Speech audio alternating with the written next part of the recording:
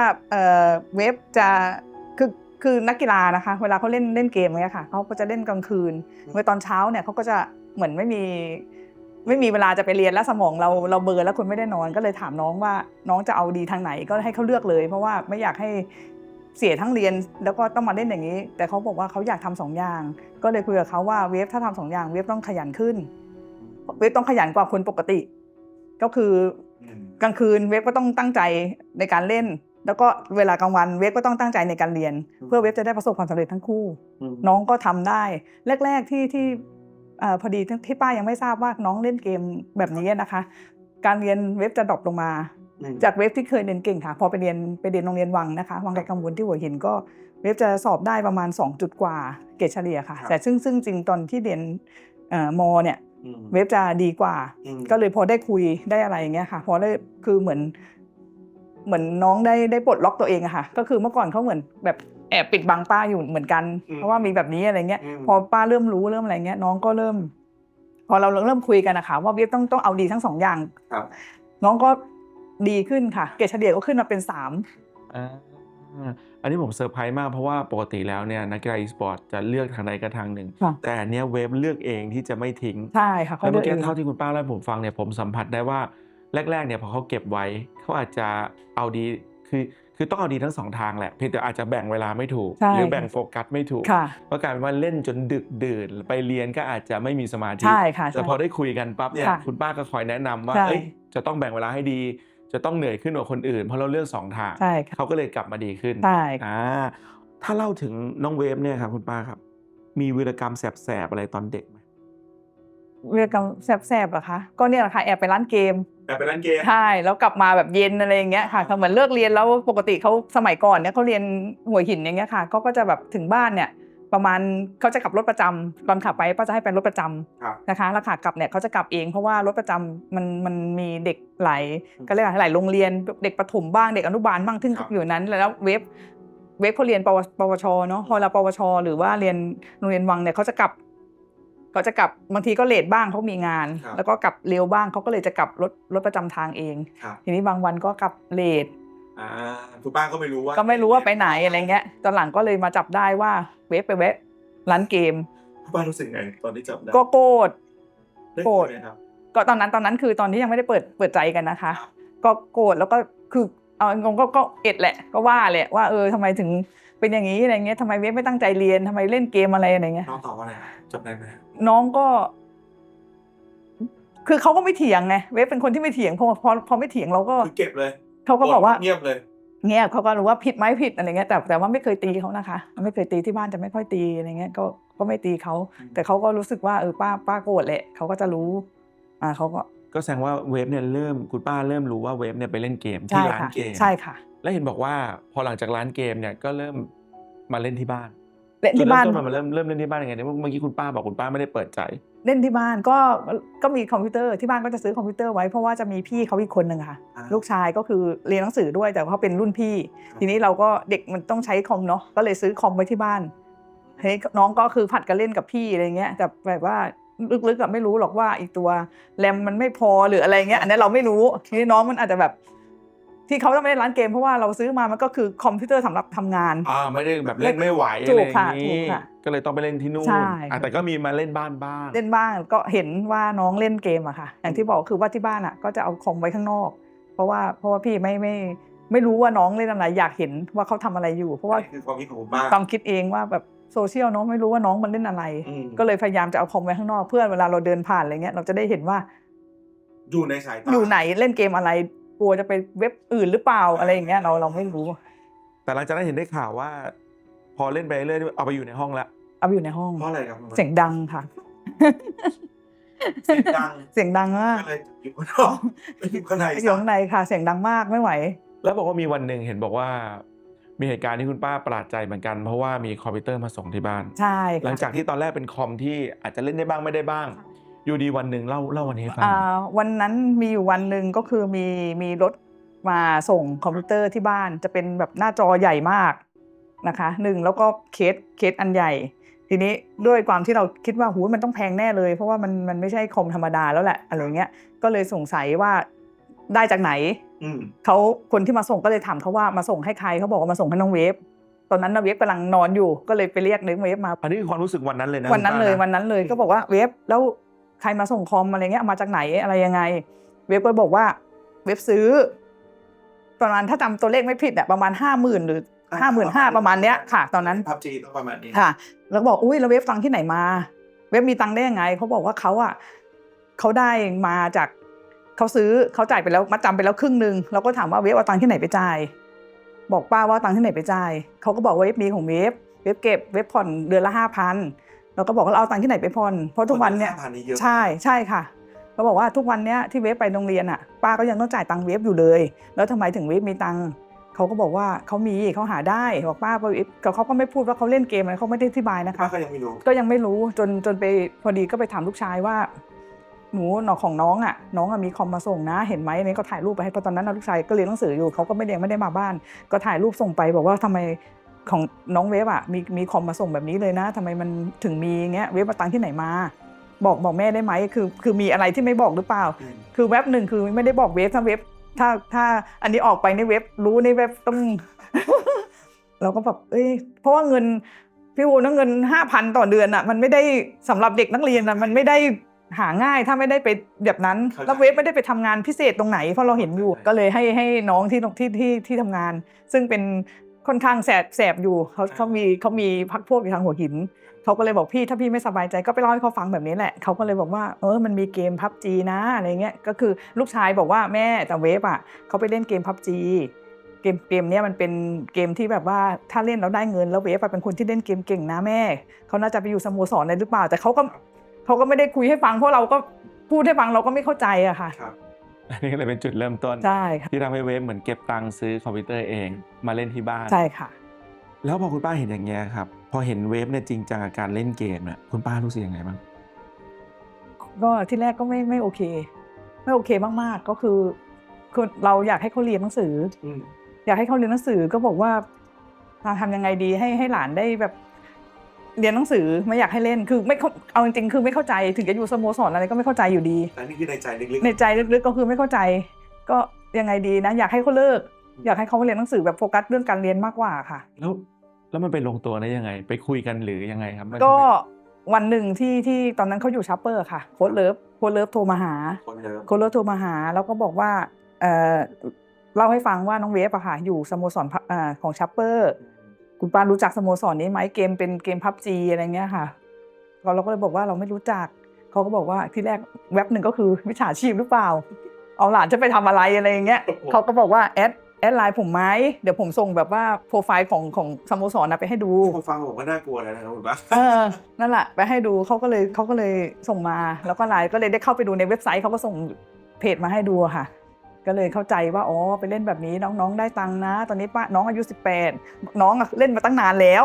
โค้ชเพิ่งมาเฉลยว่าน้องเล่นมาตั้งนานแล้ว แต่ว่าเพิ่งตอนเนี้ยน้องครบอายุ18น้องจะขึ้นมาเป็นอยู่ชุดใหญ่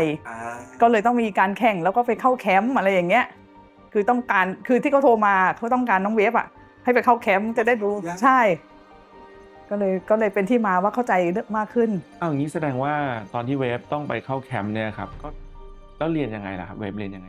ก็ตอนนั้นตอนเข้าแคมป์ค่ะเขาก็จะมีทางแคมป์ค่ะทางชัปเปอร์ค่ะเขาจะมีหนังสือจดหมายค่ะส่งไปแจ้งที่โรงเรียนเหมือนเวฟให้เวฟลาอะไรเงี้ยค่ะแล้วก็คุณป้าก็เข้าไปคุยด้วยแล้วก็ส่งจดหมายมาให้ที่บ้านด้วยมาให้ดูเหมือนขออนุญาตค่ะก็เลยไปคุยกับทางโรงเรียนว่าโรงเรียนโอเคไหมแต่ว่าเบื้องต้นค่ะทางโค้ชเลิฟค่ะเขาได้โทรไปหาอาจารย์ที่ปรึกษาแหละเวฟเขาน่าจะให้ข้อมูลกันไปเรียบร้อยค่ะเขาก็เลยได้โทรไปที่โรงเรียนเรียบร้อยแล้วค่ะนี่ก็เป็นจุดเริ่มต้นที่เหมือนแบบเริ่มทำความเข้าใจกับเรื่องนี้ของคุณป้าด้วยโอ้โหก็ถือว่าเป็นอะไรที่เป็นการเชื่อมโยงแบบบังเอิญเหมือนกันกลายเป็นโค้ชเลิฟเป็นสื่อกลางแล้วก็สโมสรชาร์เปอร์ณตอนนั้นเป็นสื่อกลางหลายคนก็เลยจะรู้จักสแคปปี้จากในนามของชาร์เปอร์อีสปอร์ตนี่แหละครับโอเคครับถ้ามาพูดถึงเรื่องตัวเกมมากคุณป้าพอรู้จักเกม PUBG ที่น้องเวฟเล่นไหมก็รู้จักตอนที่เวฟแข่งนี่แหละค่ะเวฟเล่าให้ฟังว่าเป็นยังไงดูยังไงอะไรเงี้ยทีแรกดูก็ไม่รู้เรื่องหรอกค่ะตอนหลังเขาอธิบายให้ฟังว่าต้องอย่างนี้ก็เลยเข้าใจดูแข่งไหมดูแข่งทุกครั้งค่ะที่น้องแข่งดูแข่งทุกครั้งเลยใช่ค่ะแต่คุณป้าเคยไปดูที่สนามแข่งจริงๆไหมยังไม่เคยค่ะยังไม่เ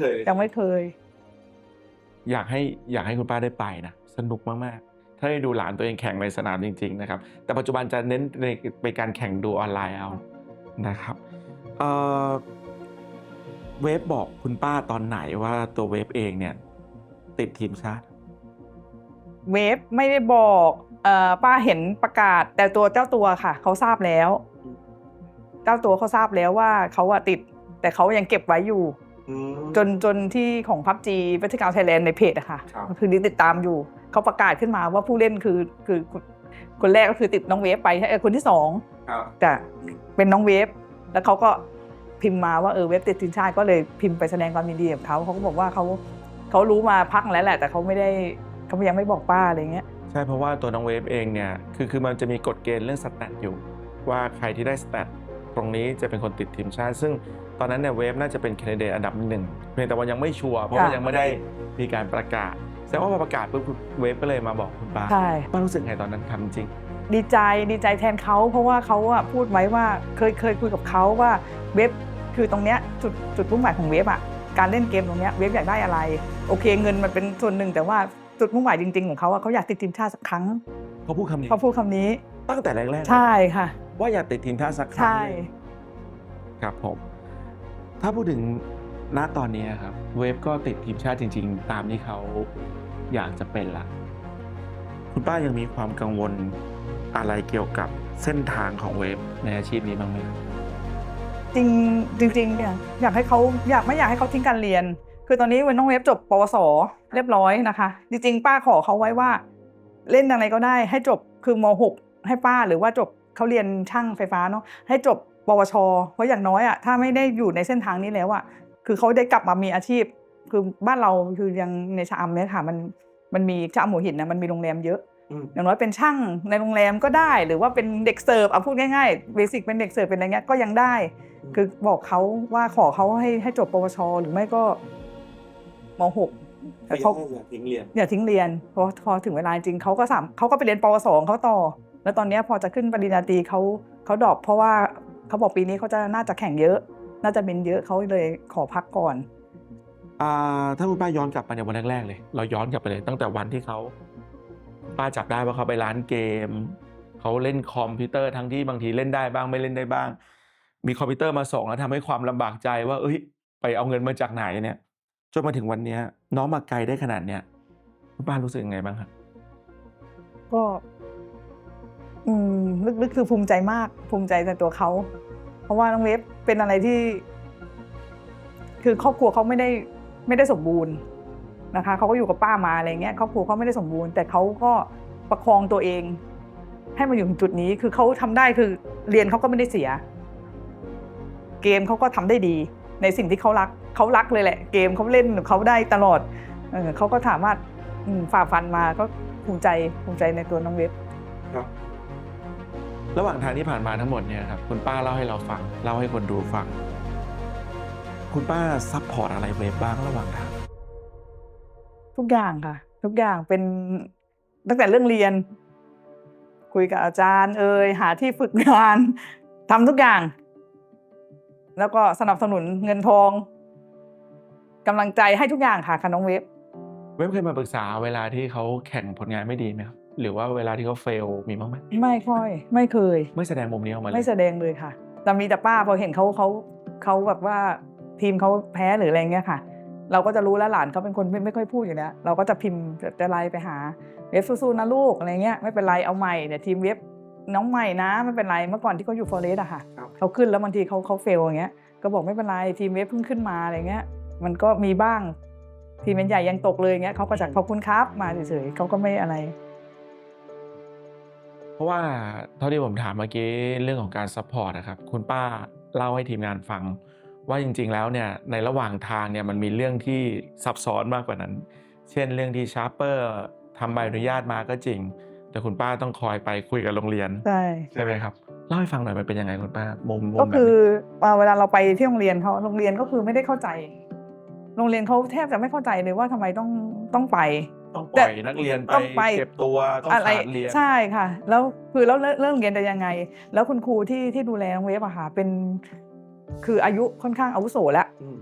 50 60เหมือน50กว่าอะไรเงี้ยค่ะแกก็จะไม่เข้าใจหรอกเรื่องกีฬาอีสปอร์ตเพราะอีสปอร์ตมันเพิ่งจะมีใช่ไหมคะแกก็ถามว่าแล้วมันยังไงแล้วทำไมแล้วต้องให้นักเรียนขาดเรียนไปเพื่ออะไรแล้วแบบคือมันได้อะไรแล้วอนาคตเขาเด็กจะเป็นยังไงอะคือป้าก็ต้องไปอธิบายว่าคือคุณครูพูดกับป้ามาคำป้าก็สึกเหมือนกันเขาพูดว่าป้าอยากให้หลานเป็นอย่างนั้นเหรอครับอยากให้เวฟอะเป็นแบบไปทางนั้นเหรอครับการเรียนคือไม่ต้องเอาเลยใช่ไหมครับอะไรเงี้ยคือแบบเราก็รู้สึกแบบเฮ้ยทำยังไงดีสงสารหลานก็สงสารก็เลยบอกว่าก็ไม่ได้อยากให้ล่ะค่ะก็พูดกับคุณครูว่าก็ไม่ได้อยากให้หลานเป็นอย่างนั้นหรอกก็ไม่อยากให้ทิ้งการเรียนแต่ทำยังไงได้ในเมื่อมันเขาอยากเราก็ทำยังไงคือเรามาหาทางตรงกลางไหมว่าเรียนก็ไม่เสียเกมเขาก็ไปเล่นได้คือคุณครูมีตรงไหนแนะนำแล้วป้าสามารถซัพพอร์ตได้มั่งหรือว่าจะช่วยผลักดันน้องเวฟให้คือเราไม่สามารถไปเรียนแทนหลานได้หรอกแต่ว่าเราจะช่วยดูให้ว่าตรงไหนนี่ก็เรื่องหนึ่งแหละแน่นอนมันต้องมีช่วงของการฝึกงานคุณป้าช่วยอะไรกับเรื่องฝึกงานบ้างครับก็ฝึกโดยที่เอาน้องเวฟไปฝึกที่โรงแรมพอดีว่าทำงานโรงแรมเนาะก็เลยเอาน้องเวฟเป็นช่างก็เลยไปฝึกที่โรงแรมเป็นช่างที่โรงแรมทีนี้เผอิญก็ช่วงนั้นที่เขาฝึกงานอยู่เขาได้ไปซาอุอะค่ะช่วงนั้นพอดีที่เขาได้ไปแข่งที่ซาอุแล้วต้องไปนานอยู่เป็นเดือนนะคะบอกก็เลยไปคุยกับทางเจ้าของโอนเนอร์ค่ะโอนเนอร์ของโรงแรมซึ่งแกใจดีมากไปพูดให้แกฟังอะไรเงี้ยว่าเป็นอย่างนี้แกก็ใจดีมากเลยชื่อคุณพี่พันธ์ชื่อพี่พันธ์เนาะพี่พันธ์ใจดีมากแกก็แบบว่าไม่เป็นไรปอเฮ้ยเด็กมันจะโตเว้ยต้องปล่อยมันไปแกก็วัยรุ่นมากเลยอะแกแบบเฮ้ยให้ไปเด็กมันมีอนาคตอะไรเงี้ยก็มาทำงานชดใช้แล้วหัวหน้าช่างตอนนั้นหัวหน้าที่เป็นชีพวิทยาค่ะเขาก็เข้าใจเขาก็บอกว่าพี่ไม่เป็นไรก็คือการฝึกงานอะมันต้องให้วันอะมันครบตามชั่วโมงที่คุณครูบอกก็น้องเวฟกลับมาก็มาฝึกก็ช่วงนั้นน้องเวฟก็คือสมมุติว่าฝึกงานจันทร์ถึงศุกร์เสาร์ที่ต้องหยุดใช่ไหมคะเวฟก็จะไม่หยุดเหมือนเก็บชั่วโมงไปให้พอค่ะเพราะมันต้องมากลับมาชดเชยคุณป้าเล่าให้ผมฟัง2เรื่องเนี่ยเหมือนคุณป้าเป็นหน่วยซัพพอร์ตอยู่ตลอดเวลาอยู่ด้านหลังตลอดเวลาเลยเวลก็ทราบเรื่องพวกนี้บ้างไหมครับไม่เขาก็น่าจะรู้นะคะแต่เขาก็ไม่แสดงออกอย่างน้อยถ้าเขาดูเทปนี้ผมว่าเขาน่าจะรักคุณป้ามากขึ้นนะ สิ่งหนึ่งคือผมสัมผัสได้ครับจากที่คุณป้าเล่าการที่เราจะประสบความสำเร็จได้อะเราต้องมีแบ็กอัพที่ดีเพราะว่าคุณป้าเป็นแบ็กอัพที่ดีมากนะครับก็อยากให้คุณป้าเนี่ยฝากอะไรถึงเวฟหน่อยครับกับการไปทำหน้าที่การเป็นทีมชาติไทยผมเชื่อว่าน่าจะเป็นอะไรที่กดดันพอสมควรแล้วก็เราก็ไม่รู้เหมือนกันว่าผลงานจะออกแบบไหนแต่อยากให้คุณป้าฝากอะไรถึงเวฟหน่อยครับทำให้เต็มที่นะลูกเพราะว่าหนูก็ใหม่เนาะทีมชาติ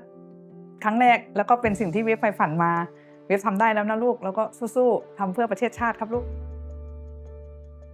เนื่องจาก PUBG Battleground Thailand เนี่ยคุณป้าทำแคมเปญหนึ่งขึ้นมาเพื่อให้ทุกคนที่ดูการแข่งขัน e-sport ชอบ e-sport หรือแม้กระทั่งชอบการแข่งขัน PUBG เนี่ยระดมการเชียร์ทีมชาติไทยชุดนี้โดยใช้คำว่าสู้ดีวะก็เลยอยากให้คุณป้าเนี่ยพูดคำว่าสู้ในมุมมองคุณป้ากับน้องเวฟหน่อยครับสู้นะเวฟทำเพื่อเพชรบุรีทำเพื่อประเทศไทยครับลูกขอบคุณครับ ค่ะขอบคุณนะคะปกติเวฟได้คุยกับคุณป้าบ่อยไหมได้คุยแบบนี้บ้างไหมไม่ครับพอฟังแล้วรู้สึกไงบ้างวะก็ตื้นตันนะครับเห็นเวฟเป็นคนนิ่งๆแบบเนี้ยจำได้ไหมว่าเคยเสียใจครั้งสุดท้ายเมื่อไหร่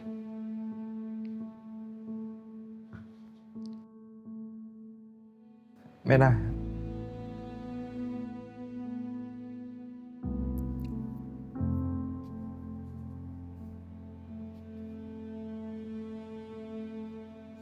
ผมนึกไม่ออก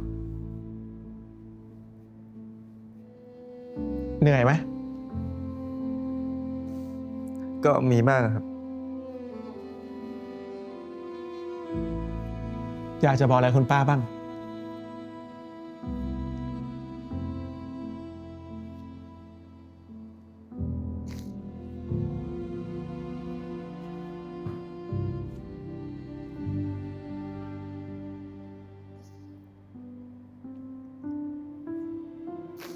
ก็ขอบคุณป้าที่คอยช่วยเหลือครับ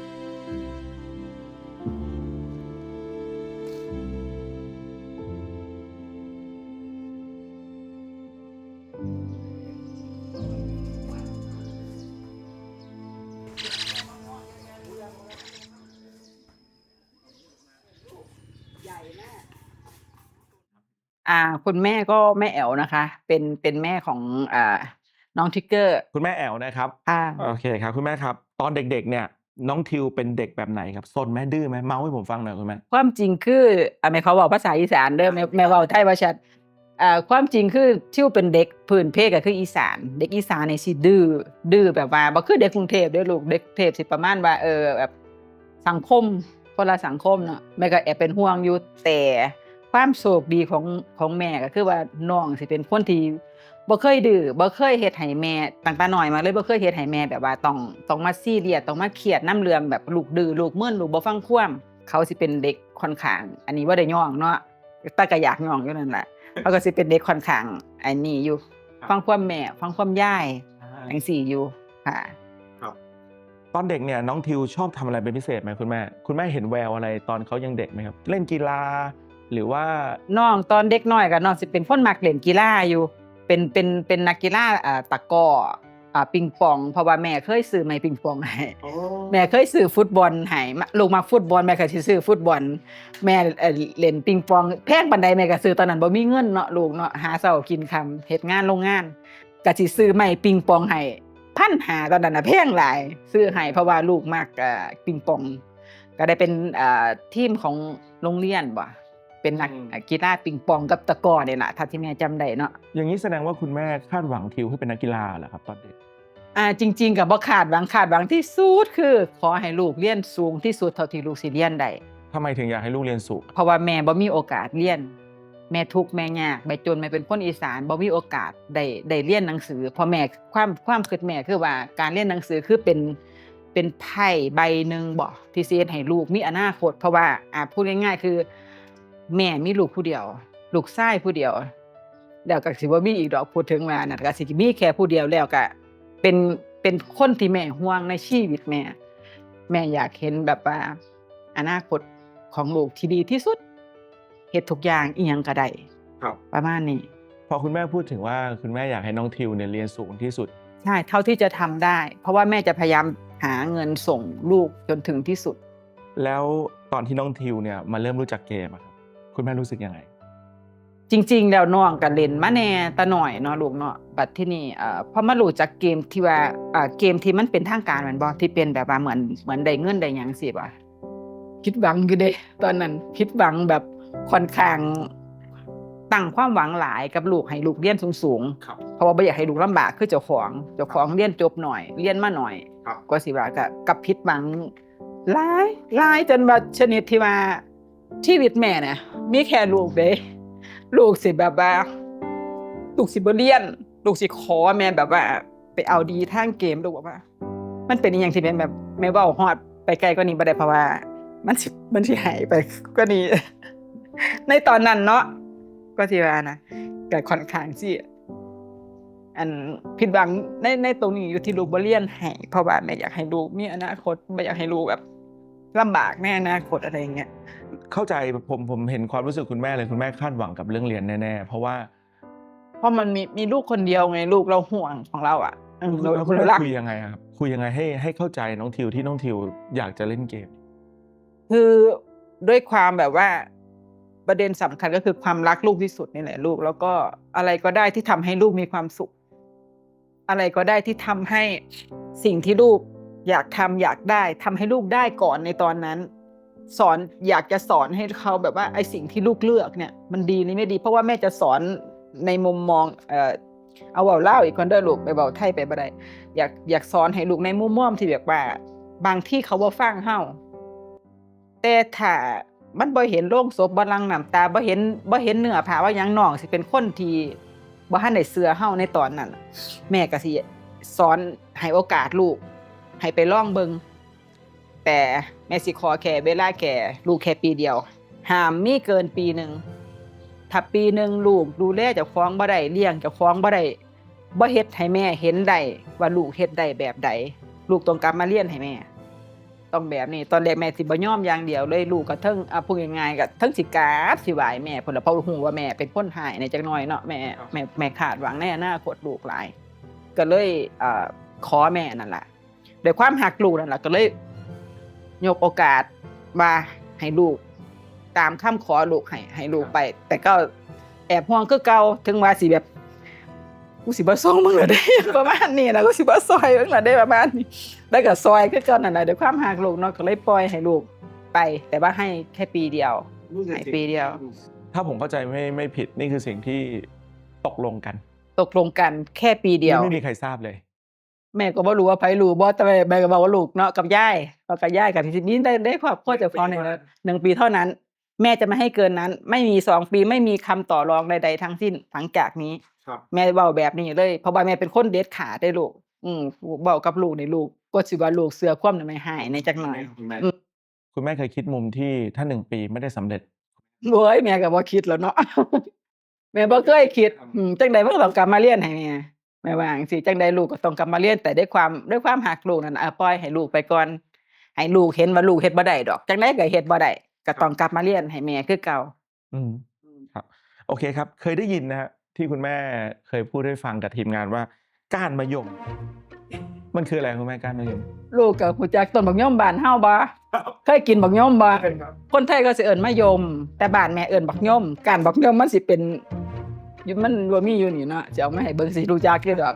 มันโหดใบออกนี่มันก็สิเป็นแสน้อยๆเรียวๆนั่นล่ะกะก้านแม่กะก้านนึงยายกะก้านนึงมื้อใดแม่ทำงานไว้สิมาหาลูกเดือนละเทื่อแน่หยังแน่ตอนแม่เฮ็ดงานโรงงานเนาะแม่ก็สิมาหาลูกเดือนละเทื่อแม่ก็สิ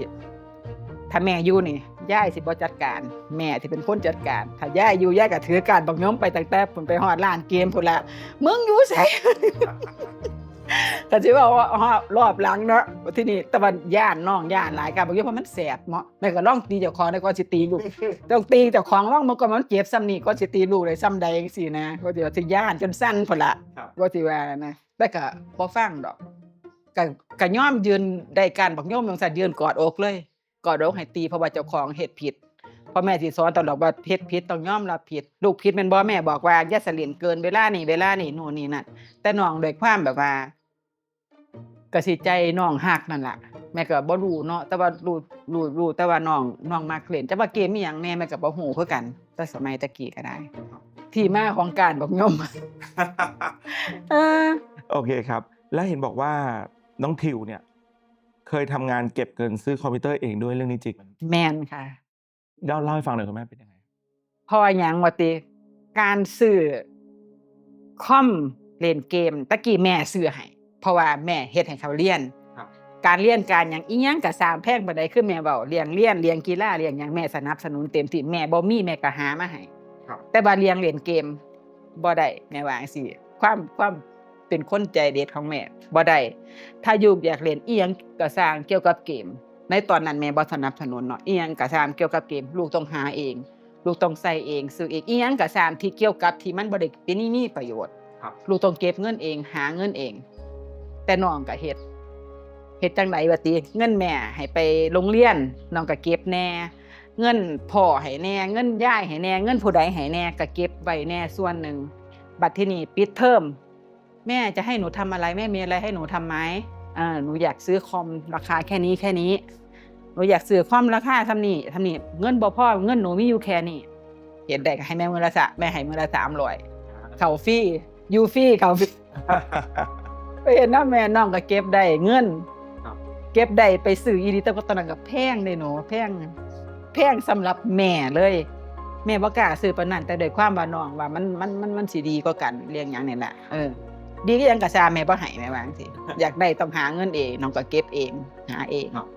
ได้ครับแล้วถ้าพูดถึงตัวเกมที่น้องทิวเล่นนะครับคุณแม่ในปัจจุบันเนี่ยครับคุณแม่รู้จักเกม PUBG ที่น้องทิวเล่นไหมครับ เคยเห็นไหม แม่สิบอกว่าแม่เป็น FC ได้ตอนนี้ แม่เบิ่งสู่แมตช์ที่ลูกแข่ง แล้วครับ เบิ่งสู่แมตช์เลย ดูออนไลน์เป็นหลัก แม่นี่ล่ะจอนี่แน่จอทั้งเฮียนแน่จริงๆส่วนมากจริงๆแต่สมัยแม่เฮ็ดงานมาอยู่กรุงเทพเนาะมันก็สิมีอยู่อันห้องคอนโดแฟนแม่นั่นแหละแม่ก็สิอยู่ยังอยู่หันอยู่จังซี่นะนั่นล่ะก็เลยก็สิอยู่หันคือถ้าสมมุติเพราะว่าแม่เฮ็ดธุรกิจส่วนตัวแม่สิบ่ได้ไปเฮ็ดงานตามเวลาแม่สิมีเวลามาเบิ่งของน้องแม่ก็สิแบบล็อกเวลาไว้เลยผู้ใดห้ามกวนเด้อยามนี้ลูกข่อยแข่งลูกหยังแข่งก็ว่าไปก็สินั่งหน้าจอแล้วอยู่คนเดียวแม่ก็สิห้องอยู่ผู้เดียวแม่อยู่หั่น แล้วเคยไปดูแข่งที่สถานที่เลยไหมครับ อันนี้คือดูออนไลน์คุณแม่เคยไปดูในสถานที่แข่งจริงๆไหม ไปมันมีเที่ยนึงมันบ่ที่เพิ่นแชมป์โลกที่เขาได้แชมป์ใช่ไหมแชมป์โลกมันมี เซนทันใช่ไหม แมนมันมีจัดอยู่บ้านเฮาเที่ยนึงแม่ก็ไป คุณแม่ไปดูที่สนามเลย ไป คุณแม่รู้สึกไงบ้างคุณแม่ โอ้ยอย่าให้พากต่อลูกมันเป็นอีหยังที่แบบว่าคนขิ้งลูก คุณแม่อยู่ในวันสุดท้ายเลยไหมครับวันที่น้องชูถ้วยคุณแม่อยู่ไหม ไปซุมื้อเลยลูกไปซุมื้ออันเด็กน้อยเขานั่งยาวๆต่อแถวกันเฮ็ดหยังแม่ก็บ่ฮู้ดอกแม่ก็ไปนั่งนำเขานั่นล่ะ แม่ก็ไปนั่งอยู่พ่อแม่ คุณแม่รู้สึกไงบ้างครับผมถามจริง สิรู้สึกว่าจังไดว่าติมันแม้แต่ 1% เนาะลูกเนาะแม่บ่เคยคิดแม้แต่เที่ยเดียวว่าลูกสิมาอยู่ในจุดนี้บ่เคยคิดบ่เคยมีความอันนี้เลยบอกได้เลย 0.0% 0.000% ประมาณนี้บ่เคยคิดแม้แต่น้อยเดียวจังไดลูกก็ต้องกลับไปคือแม่ว่านั่นน่ะมันเป็นอีหยังที่เกินความคาดหวังเป็นเกินอันนี้แบบอันนี้มากๆเลยว่าเขาเฮ็ดมาได้ฮอดปานนี้ ๆผมเป็นตัวแทนคนที่เล่นเกม PUBG ในฐานะนักพากย์ดูแข่ง ผมเชื่อหลายคนพูดได้เป็นเสียงเดียวกับผมนะครับว่าทิวเก่งมากนะครับคุณแม่ผมไม่รู้ว่าคุณแม่ทราบหรือเปล่าว่าลูกคุณแม่เก่งแต่ ลูกคุณแม่เก่งมาก บ่ฮู้ลูกบ่ฮู้ เก่งในหลายมุมมากๆ แต่ว่าแม่แอบไปเห็นแม่ไปอ่านคอมเมนต์เนาะแม่ก็ย้านเขาด่าลูกแม่เนาะ คุณแม่อ่านคอมเมนต์ด้วยเหรอครับ อ่านค่ะแม่ก็ย้านเขาด่าลูกเฮาบ่ลูกเฮาเฮ็ดหยังบ่ดีบ่ถูกใจเจ้านายบ่ถูกใจหมู่นำนั่นบ่จังซี่นะเพราะว่าเป็นแอบเป็นห่วงลูกก็ย้านเขาบ่พอเห็นเอาเว้าซื่อๆเนาะเห็นจังเขาเขาเถียงกันติลูกหมู่ในนั่นแหมอันนี้คือแม่แอบไปอ่านเนาะมันเถียงกันอีหลีเด้มันเถียงกันเล่น คุณแม่รู้สึกไง แม่ก็เขาย่องลูกแม่ก็แบบน้ำตาไหลพุ่นน่ะลูกว่าอีหยังลูกข่อยสิเก่งคักปานนี้ติอีหยังลูกข่อยเป็นฮอดปานนี้ติประมาณนี้นะก็สิว่าเพราะว่ามันบ่เคยคิดว่าเขาแบบเป็นส่ำใดมันก็แค่ลูกเฮาเนาะก็แค่ลูกเฮาเป็นเด็กน้อยบ้านนอกแค่นี้มีความรู้สึกแค่นี้ ครับ อะไรที่ทำให้คุณแม่เปิดใจเกี่ยวกับเรื่องนี้ครับคือการเป็นแชมป์โลกไหมครับเปิดใจกับการที่ทิวเล่นเกม แชมป์โลกนี่แม่บ่เคยคิดว่าเขาสิไปฮอดเปิดใจคือว่าอันแรกๆก็คือเป็นสิ่งที่ลูกมักลูกมีความสุขลูกสามารถเลี้ยงตัวเองได้อันนี้เป็นเกินความคาดหมายที่แม่บ่คิดว่ามันสิเกิดขึ้นแล้วก็เขาเลี้ยงเจ้าของได้ แล้วแม่ก็เห็นว่าอีหยังก่อเขามีเงินเดือนบ่แม่นบ่ ใช่ครับ แม่ก็บ่น่าเชื่อว่าเขาสิมีหอดเงินเดือนให้มีเป็นแบบว่าได้ไปต่างประเทศเนี่ยแม่งงมากเลยอีหยังเล่นเกมไปต่างประเทศนี่มันมีมาได้จังไหนแม่ก็เลยค่อยๆอันนี้แต่มันก็ผ่านมาปีหนึ่งที่ว่าเฮาให้สัญญากันไว้นั่นน่ะมันก็ผ่านมาก็เลยเห็นลูกจังซั่นมากก็เลยยอมรับมาจากคัดขวางจากหยังตอนนี้แม่เป็น FC ตัวยงเลยแฟนตัวยงเดแน่ คุณแม่แล้ว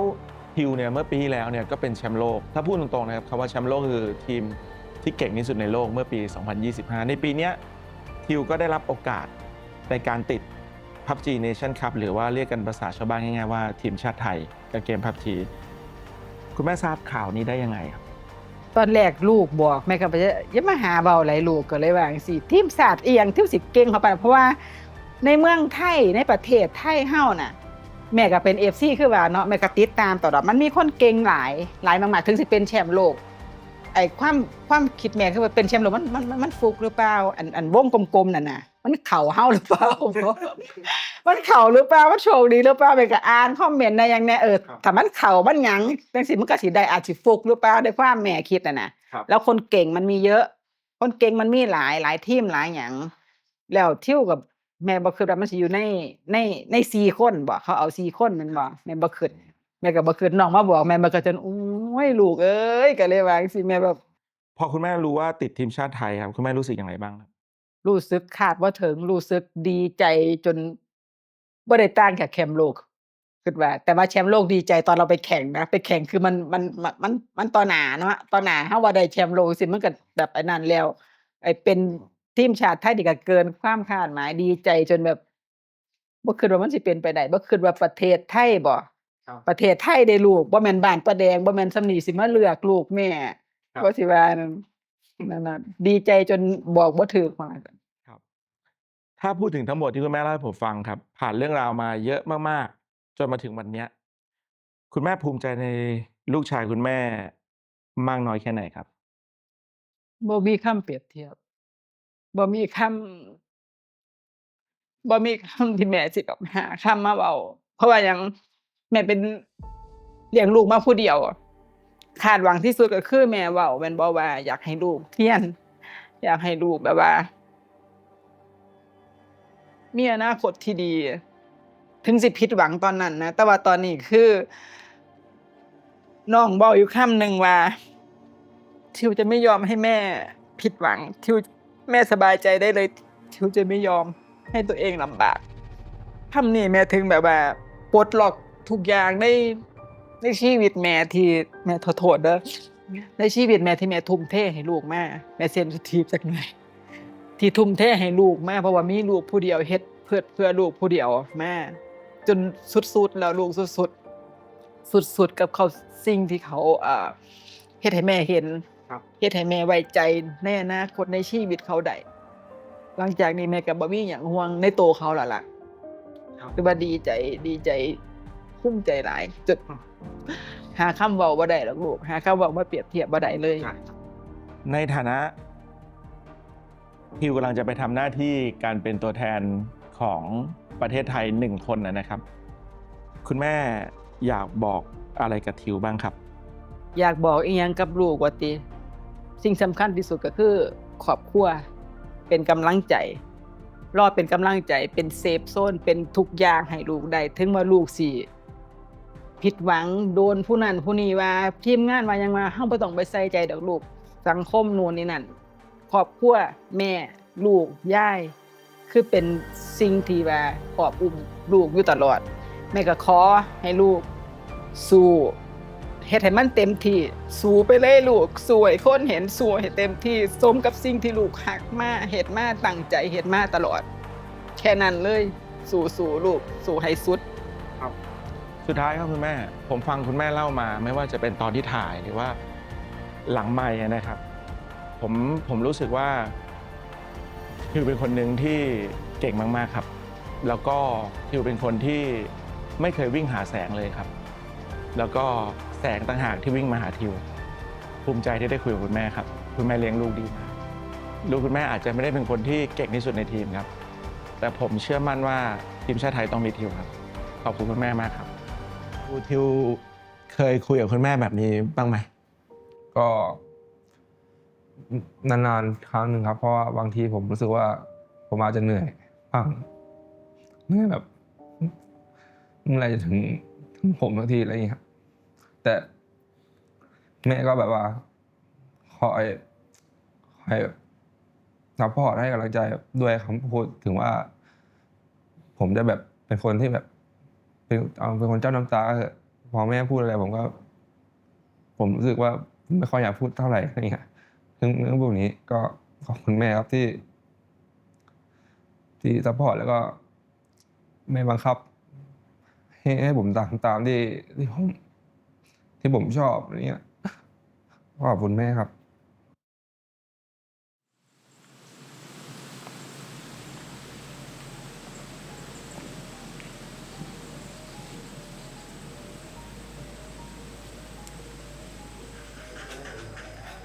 ผมชื่อสันชัยนะครับ เป็นลุงของซูโม่เป็นพี่ชายของแม่เขา ถ้าพูดถึงน้องโม่ตั้งแต่ตอนเด็กอะครับคุณลุงเห็นแววน้องโม่เป็นแบบไหนบ้างไหมครับหมายถึงเล่นกีฬาเห็นแววในเรื่องอื่นไหมที่นอกเหนือจากเรื่องเกม ก่อนเล่นเกมเนี่ยเขาจะเล่นแบบจะเรียกกีฬาหรือแบบพวกดีดลูกแก้วอะไรเงี้ยกีฬาพื้นบ้าน ดีดลูกแก้วเขาผมตั้งใจมากเลยนะดีดลูกแก้วเนี่ยแล้วก็เปตองอะไรเงี้ยฟุตบอลเขาก็เล่นขอไปเล่นไปแข่งลุงนี่แข่งเล็กๆกันนะ น้องโม่นี่ตอนเด็กดื้อไหมครับเป็นคนแบบไหนเจ้าโม่เนี่ย มันก็เด็กผู้ชายทั่วไปครับปกติเลยไม่ ซน ไม่เกเรไม่ซนไม่ดื้อ ไม่ซนไม่ดื้อด้วย ไม่ดื้อก็คือพูดอะไรเชื่อฟังครับไม่ดื้อรั้นไม่เกเรอ่ะ แล้วน้องโม่เนี่ยตั้งแต่มาอยู่ที่นี่ครับคุณลุงเห็นว่าแกรู้จักเกมตั้งแต่เมื่อไหร่ เขารู้จักเกมก่อนที่ผมจะไปเห็นเขาอีกนะ เหรอครับ ใช่ แสดงว่าตั้งแต่ เขาเล่นใช่แต่มันเป็นเกมพวกเกมแผ่นอะไรพวกนี้ชอบเล่น คือชอบเล่นเกมอ่ะหนีไปร้านเกมเช้าถ้าวันหยุดนะเขาก็โบกรถคนแถวบ้านไปแล้วตลาดไปร้านเกม ไปที่นี่ใช่ไหมครับ ที่บ้านเขา อ๋อที่บ้านเขา ใช่บ้านแม่เขา ก็คือตั้งแต่มาอยู่กับคุณลุงเนี่ยแกก็เล่นเกมมาก่อนแล้ว ใช่เขาเล่นเกมทั่วไปเด็กๆอะนะเล่นเกมแผ่นเข้าร้านเกมเล่น แล้วพอมาอยู่กับคุณลุงแล้ว มาอยู่กับผม ก็ยังเป็นเล่นแผ่นนะ แอบไปเล่น มีแอบไปเล่นด้วยนะครับ ผมซื้อคอมให้เขาเล่นคือคอมปกติอะคอมใช้งานไม่ได้คอมเล่นเกมอะแต่โตมาหน่อยเนี่ยประมาณม.4 อะผมก็เลยไปต่อคอมให้เขาอะแล้วก็ไปประกอบคอมให้เขาเล่นเกมก็ยังไม่รู้จักกันเนาะว่าคือเห็นก็อยากเล่นอะก็เลยอยากให้เขาเล่นดีๆก็เลยไปซื้อไปต่ออะไรให้เล่น เห็นคุณลุงบอกว่าตอนที่น้องโม่มาเล่นที่นี่เนี่ยคุณลุงยังต้องให้เล่นอยู่ในสายตาอยู่ไม่กล้าให้ คือตั้งแต่เล็กเลย ตั้งแต่เขามาอยู่เลยผมก็แบ่ง3 ทุ่มนี่ให้เลิกนอนก็ยังเรียนอยู่ก็ยังเล็กไงเราก็จะให้เขารู้จักแบ่งเวลา ไม่ใช่ไปเล่นตลอดทั้งวันเรียนก็เล่นอะไรเงี้ยไม่ใช่เรียนก็คือเรียน มีดื้อไหมเลิกตามเวลาไหมครับ ตามเวลามันก็มีบ้างนิดหน่อยๆเราก็ปิดไฟปิดอะไรอย่างถ้าเกิดเล่นเน็ตเนี้ยพอเกินเวลา4-5 ทุ่มผมก็ดึงโมเด็มออก คือดึงเน็ตออกเลยไม่พูด ดึงเน็ตออก 3 ทุ่มถึงเวลาปั๊บชัตดาวน์ ใช่3 ทุ่ม เน็ตออกเลย ก็จะเป็นเวลาอย่างเรียนประถมเนี่ย3 ทุ่มเลิกแต่ต้องเช็คการบ้านก่อนนะเสร็จแล้วเล่นได้ ครับ ยังการบ้านยังไม่เสร็จไม่ให้เล่นคือตอนเล็กนะ แสดงว่าม.4 ม.5 ม.6 เนี่ยคุณลุงน่าจะได้เห็นภาพโม่ที่อยู่ที่นี่ชัดมากขึ้นเกี่ยวกับการเล่นเกม ใช่ครับ ก็คือเราเห็นตั้งแต่เขาเล็กแล้วเขาสามารถปล่อยได้ คือถึงเวลาเขาก็เลิกถึงเวลาเขาเลิกมันก็ทำให้เรามั่นใจว่าเขาจะไม่นอกลู่นอกทาง แต่ที่คุณลุงมั่นใจก็เพราะจากสิ่งที่เขาปฏิบัติให้เห็นด้วยถูกไหมล่ะครับ ใช่อันดับแรกเลยต้องแบ่งเวลาให้ถูกเวลานี้ต้องทำอะไร เวลานี้ต้องทำอะไร เพราะที่ผมฟังมาเนี่ยคุณลุงกับคุณป้าอาจจะกำหนดกฎเกณฑ์ให้เขาก่อนในเบื้องต้นถูกไหมครับ อย่างเช่นแบบ เราไม่ได้บังคับนะ อืม แต่ให้รู้จักแบ่งเวลา รู้จักหน้าที่เขาคือทำอะไร แล้ว แต่ พอ ถ้าเขาซ้อมเขาก็จะขอว่าโอ้ซ้อมขอเวลาหน่อยอะไรอย่างเงี้ย เนื่องจากพอตัวน้องเขาเริ่มแน่นอนแหละวางกฎกติกาไว้ อย่าเรียกว่าบังคับเลย ใช่ เป็นกฎกติกาไว้แล้วน้องโม่ทำได้ พอทำได้ทำให้คุณลุงเห็นคุณป้าเห็นก็เลยเริ่มที่จะปล่อย คือพอเป็นอย่างเงี้ยเราก็เลยถ้าไปมันก็ คือเราไม่อยากให้ไปเล่นที่ร้านอยู่แล้ว อยากให้อยู่ในสายตามากกว่า ใช่ครับ เ แล้วพอคุณลุงเห็นน้องโม่เนี่ยเล่นเกมแบบจริงจังมากขึ้นนะครับคุณลุงรู้สึกยังไงบ้าง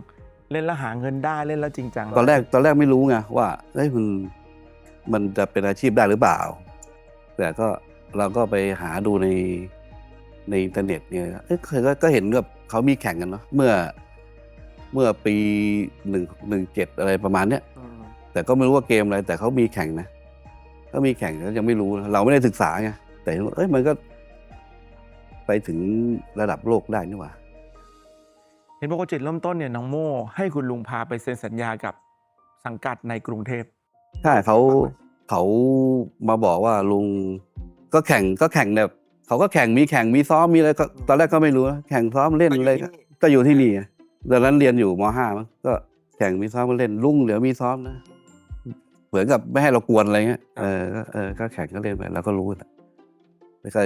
แล้วเขาก็มาบอกว่าพาไปเซ็นสัญญาหน่อยเขาชวนไปอยู่ลุงให้ไปไหมประมาณนี้ก็ก็พาไป ถามจริงห่วงไหมครับวินาทีนั้น ไม่นะ เพราะว่าพอไปเห็นแล้วเนี่ยมันก็ก็โอเคอะเราก็คิดว่าเหมือนกับฟุตบอลหรือเปล่าแล้วมีสังกัดมีอะไรอย่างเงี้ยมันก็มีค่าตัวเนาะก็เลย ก็ไม่เสียหายเพราะเขายังอยู่นี่แค่เซ็นสัญญาถึงเวลาก็ไปแข่ง อ๋อคุณลุงเป็นคนพาไปที่กรุงเทพเพื่อไปเซ็นสัญญา ใช่ครับ แต่ยังเล่นอยู่ที่นี่อยู่ ใช่ครับ แต่พอเวลาอาจจะมีเก็บตัวหรือไปแข่งก็ต้องไปกรุงเทพ ไปได้ บ้าง ใช่ อืม เราเป็นคนไปส่งรับไปส่งเลย คุณลุงไปรับไปส่งเลยเหรอครับ ใช่ก็ไปส่งที่แต่เขาไปแข่งที่ทีมก็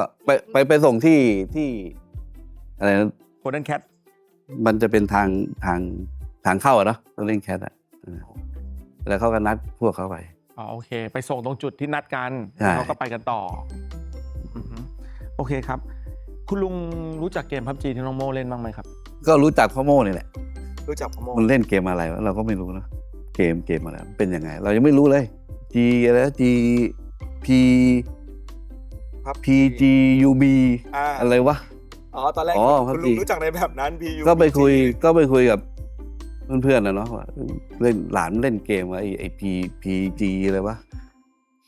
P G U B อะไรเนี่ยโอ้ยเขาเรียก PUBG นั่นแหละ PUBG มันมีน้องๆก็เลยถามเขาไง แล้วคุณลุงเคยได้ดูน้องโม่แข่งจริง ๆ จังๆไหม เลยนะ ส่วนมากดูทางออนไลน์ ออนไลน์ครับ เคยไปดูที่สนามไหมครับ ไม่เคย ยังไม่มีโอกาสได้ไป แค่ตอนนั้นเขาเป็นแชมป์โลกเป็นทีมติดทีมชาติเนาะ ครับ ไม่รู้ว่าติดหรือเปล่าเพราะเห็นเขาเรียกเข้าไปแข่งในนามทีมชาติตอนนู้น อันนั้นคือครั้งแรก ใช่มันไม่ทันตั้งตัวไงก็เลยไม่ได้ไป ตอนนั้นนี่จริงๆน้องโม่ไม่ได้ติด แต่ว่าพี่ในสังกัดเขาเป็นโควิด ครับ ก็เลยเลือกน้องโม่เข้าไปแทน อันนั้นในครั้งแรกที่เข้าไปเป็นตัวแทนแต่ครั้งนี้เป็นตัวจริง ใช่ นะครับแต่ว่าคุณลุงไม่ได้มีโอกาสเคยได้เข้าไปดู ไม่เคย ลองสักครั้งคุณลุง งั้นก็น่าไปนะเพราะว่าเห็นเชียร์ก็สนุกเหมือนกันนะทีมติดงานค่อนข้างเยอะนิดนึง แล้วช่วงแรกที่น้องโม่เนี่ยเริ่มมาบอกว่าอยากจะจริงจังในเรื่องนี้ครับ ครับ คุณลุงรู้สึกยังไงบ้างครับ เป็นห่วงหรือว่า ไม่เลยไม่นะมันผมว่ามันไปได้นะ พอเราอยู่เรามารู้จักแล้วดูบ่อยๆดูแล้วเวลาเขาไปแข่งมันก็เหมือนกับมีเงินรางวัลนะได้แล้วมันก็แข่งตลอดถ้าแข่งได้มันก็มีรางวัลก็คือยังไงก็ได้ให้เขาแบบมีอาชีพอ่ะมันเป็นอาชีพได้ไงก็เลยไม่ได้ห่วงไม่ได้อะไร มีความกังวลกับเส้นทางนี้ ไม่มีเลยครับ ไม่มีเลยเหรอครับ ใช่ ไม่มีเพราะว่า คือ คุณลุงมั่นใจในวงการนี้หรือมั่นใจในหลานตัวเอง มั่นใจในหลานครับ คือไม่ห่วงมันเลย บอกว่ามันจะทำอะไรก็ได้ อันดับแรกก็เรียนให้จบก่อนแล้วกัน คือไม่ทิ้งเรียนแค่นั้นเองจบจะทำอะไรก็ได้ไม่ต้องทิ้งเรียนอ่ะ นี่คือสิ่งที่คุณลุงเคยพูดกับเขา พอใช่ อืมแล้วปัจจุบันน้องโมก็ทำได้ด้วยเพราะน้องโมเนี่ยจบปริญญาตรีไปที่ ใช่รู้แล้วว่าเขาต้องทำได้ไงคือมั่นใจอยู่แล้วไง ได้ข่าวเป็นเกียรตินิยมด้วยใช่ไหมครับ ใช่ครับ เรื่องเรียนเนี่ยไม่ห่วงเลย ครับ เ ถ้าย้อนกลับไปตั้งแต่วันที่น้องโมมาอยู่บ้านหลังนี้คุณลุงจนถึงที่คุณลุงพูดกับผมเนี่ยครับคุณลุงเคยคิดไหมว่าหลานตัวเองจะเป็นแชมป์โลกและปัจจุบันเนี่ยติดถึงขั้นเป็นนักกีฬาทีมชาติไทยและเป็นแนวหน้าของประเทศไทยครับ มันก็คิดอยู่แล้วเพราะว่า ผมมั่นใจว่าเขาทำได้ คือมั่นใจเลยล่ะมันเป็นคนที่ตั้งใจ คุณลุงเห็นอะไรในตัวหลาน ก็ไม่ผมก็ว่ามันสัมผัสได้อะคือเวลาเขาทำอะไรเขาจะตั้งใจทำอะคือเขามุ่งมั่น แล้วมันก็ประสบความสำเร็จ อย่างไปสอบเล็กๆเลยนะเขาไปสอบแข่งเหมือนกันนะสอบแข่งกับโรงเรียนจังหวัดเลยนะครับ แต่เขาบอกเขาทำได้ แต่เขาแพ้มา คือได้ที่ 2อ่ะเขาก็เขามั่นใจในตัวเขาเองว่าทำได้ทำไมหนูแพ้อะไรเงี้ยก็เลยบอกว่ามันเป็นโรงเรียนประจำด้วยเนาะประจำจังหวัดด้วยไปแข่งกับเขาก็เลยปลอบใจเขาว่ามันก็มีแพ้ชนะหนูก็ทำได้อยู่แล้วเราเห็นมันตั้งแต่เล็กแล้วมันเก่งอ่ะ ถ้าพูดถึงปีที่แล้วครับ ตอนที่น้องโมได้แชมป์โลกเนี่ยครับแกมาบอกคุณลุงคุณป้ายังไงบ้างไหมครับ เราดูอยู่นะ ดูอยู่นะครับ ดู เป็นไงบ้างตอนที่น้องได้แชมป์โลก คือมันดีใจนะ คือมันดีใจมันดีใจว่า มันทำได้แล้วเนาะมันเรียนก็จบ แล้วก็มันก็เป็นถึงแชมป์โลกก็ทำได้ แต่มันก็ต้องความฝันมันก็ติดทีมชาติ แล้วก็จะเป็นแชมป์ทีมชาติแชมป์โลกทีมชาติ เขาเคยพูดหรอ เคยคุยกันอยู่ แล้วครับ คิดแล้วว่ามันต้องเป็นอย่างนั้น แล้วโอกาสมันก็มาแล้วก็รอดูอีกทีหนึ่ง ครับคือต้องบอกคุณลุงคุณป้าว่าคือเกม PUBG เนี่ยครับการเป็นแชมป์โลกเนี่ยแม่งเป็นโคตรยากครับ ยากมากจริงๆเกมเปิดมา9 ปีครับประเทศไทยของเราเนี่ยไม่เคยเป็นแชมป์โลกเลย แล้วก็ต้องยอมรับว่ามันเป็นเกมที่ต่อสู้กับฝรั่งแล้วค่อนข้างยากมากๆผมเลยแค่อยากจะอธิบายบริบทว่าที่น้องโมเป็นแชมป์โลกได้นี่คือโคตรเก่ง เลยบอกนะ เป็นปี ผมเคย เด็กด้วย ผมเคยขอเสื้อเขานะแล้วบอกให้ไปขอลายเซ็นพวกดิกาตันพวกอะไรพวกเนี้ย ผมบอก เขาก็เป็นนักแข่งเหมือนกันทำไมให้โม่ไปขอพวกเนี้ยเหรอผมก็เลยว่าเขาเป็นนักแข่งเหมือนกันนะเขาก็มีศักดิ์ศรีเหมือนกันนะเพราะงั้นเอาเดเทนมาทั้งทีมเลยลายเซ็นแต่ก่อนเขาอยู่เดเทนนะครับ ระหว่างที่ผ่านมาครับคุณลุงครับ ตัวคุณลุงและคุณป้าหรือครอบครัวเนี่ยมีการให้กำลังใจหรือช่วยซัพพอร์ตน้องโมยังไงบ้างในการเป็นนักกีฬาครับ แพ้หรือตกอะไรดูก็รู้ว่าแบบเขาเงียบๆเลยก็เลยไลน์คุยกันไม่เป็นไรมันก็มันยังมีโอกาสอีกเราก็ยังอยู่ เราก็ยังเด็กอยู่อะไรประมาณเนี้ยมันก็ยังไม่ถึงว่างของเราหรอกก็คือการติดค่ะแล้วก็คอยให้กำลังใจใช่ผมดูตลอดนะเวลาแข่งรายการใหญ่ๆอะไรก็ดูครับ น้องโมเคยมีผิดหวังหรือว่าเครียดแล้วมาปรึกษาที่บ้านบ้างไหมครับในเรื่องของการแข่งขันไม่ครับคือก็โทรคุยกันไลน์คุยกันก็ปกติก็ไม่เป็นไรอย่างมีปัญหาอะไรเขาก็ไม่ค่อยบอกนะไม่ค่อยอะไรแต่ก็รู้ว่ามีปัญหาอะไรแล้วก็บอกเป็นคุณลุงที่คอยติดตามเองใช่คอยใช่เขาคอยบอกเขาแหละใช่ครับคอยบอกเขามากกว่าถามเขาก็บอกนะว่าเป็นอะไรแต่ก็บอกแต่ก็ปลอบใจเขามันยังไม่ถึงอันนี้เราทำได้อยู่แล้วใจเย็นถ้าพูดถึงการแข่งขัน PUBG Nation Cup หรือการเป็นตัวแทนประเทศไทยในปีนี้ครับก็ถือว่าเป็นครั้งที่2ละของน้องโมนะครับครั้งแรกก็คือตอนที่ประเทศไทยเป็นเจ้าภาพณตอนนั้นเนี่ยน้องโมเข้าไปแทนพี่ปู่ชิวที่เป็นกัปตันทีมแกป่วยเป็นโควิดนะครับแต่ในครั้งนี้ถือว่าโดนรับเลือกให้เป็นตัวจริงตั้งแต่เริ่มเลยนะครับคุณลุงทราบข่าวนี้จากไหนครับน้องโมมาบอกหรือว่าคุณลุงติดตามข่าวเองติดตามข่าวเลยติดตามข่าวแล้วครับใช่ก็แฟนตัวยงเหมือนกันแล้วตอนที่คุณลุงทราบว่าน้องโมติดทีมชาติไทยคุณลุงรู้สึกยังไงบ้างครับมันตั้งแต่ MVP แล้วครับยังไงก็ได้ครับมันเป็น MVP ระดับโลกแล้วก็คือ ก่อนหน้านี้มันจะบอกว่ามันยังไม่เต็มที่ของเขาเนาะเขาติดเรียนติดอะไรพวกนี้แต่เนี่ยเขาจบแล้วเนี่ยเขาก็จะไอ้นั่นขึ้นไปอีกไงมันก็ไม่หยุดแค่นี้ครับโมโม่อะ จากตั้งแต่เด็กอะครับคุณลุงคุณป้าเลี้ยงดูน้องโม่มาโดยตลอดตั้งแต่8 ขวบนะครับจนถึงวันนี้ครับคุณลุงภูมิใจอะไรกับตัวหลานบ้างครับ เขาทำได้นะเขาทำในสิ่งที่เขาเดินเลือกเองอ่ะมันก็เป็นประสบความสำเร็จของเขาระดับหนึ่งนะแค่นี้ก็ภูมิใจแล้วนะ แคมเปญนี้ PUBG เนี่ยครับในการแข่งขัน PUBG Nation Cup เนี่ยครับทาง PUBG เนี่ยเขาคิดคอนเซปต์เรื่องของการที่ทำให้คนดูเกม PUBG หรือคนที่ชอบการดูการแข่งขัน e-sport นะครับช่วยเชียร์ทีมชาติไทยชุดนี้นะครับโดยใช้คำว่าสู้ดีวะ สู้ดิวะ ผมอยากให้คุณลุงเนี่ยพูดถึงหลานในวันที่กำลังเข้าแข่งขันอยู่ไม่ว่าวันที่เขาเป็นตัวแทนประเทศและแข่งขันอยู่อาจจะผิดหวังหรืออาจจะชนะ แต่อยากบอกให้หลานเนี่ยสู้อยากให้คุณลุงบอกผ่านกล้องตัวนี้ครับ ซูโม่ทำได้ลุงรู้สู้ดิวะ สุดท้ายครับผมเนี่ยก็เป็นทางนักพากย์นะครับแล้วก็ดูน้องโม่แข่งเนี่ยมาตั้งแต่เด็กตั้งแต่แกอายุยังไม่ถึงสิ่งหนึ่งเนี่ยที่ผมรู้สึกครับคุณลุงคุณป้าที่สัมผัสได้จากที่คุณลุงพูดนะครับแล้วก็สิ่งที่ผมเห็นเนี่ยน้องโม่มีความพยายามสูงจริงครับน้องโม่อยู่ในสังกัดที่ผมรู้จักกับสังกัดหนึ่งเขาบอกน้องโม่เนี่ยต้องตื่นตั้งแต่ตี 3 ตี 4เพื่อมาวอร์มก่อนแล้วก็รีบไปเรียน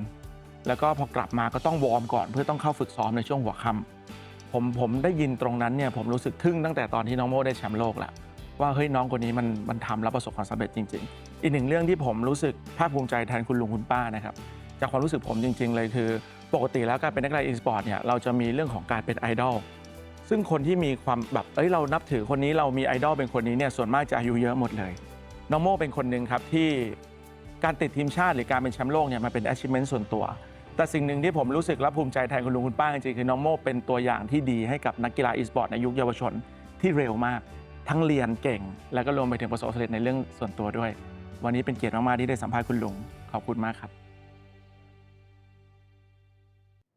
ปกติโม่ได้คุยกับลุงแบบนี้บ่อยไหม